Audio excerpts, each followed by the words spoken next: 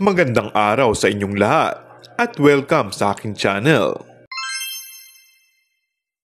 Call sign ni na Kim Chiu at Paolo Avellino na booking na.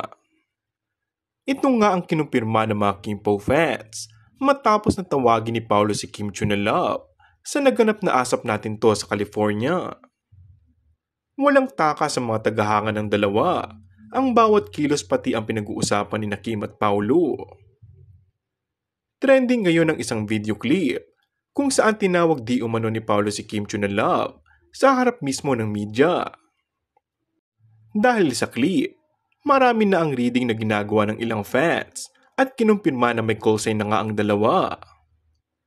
Lalo nga raw magpapakilig sina Paolo at Kim sa proyektong ito dahil sa pagbalik nila ng Pilipinas ay sasabihin na nila ang isang detalye sa pagsasama nilang pelikula. Ang bongga nga dahil ilang araw nang nakukuha ito ng iba't ibang trending topic sa social media.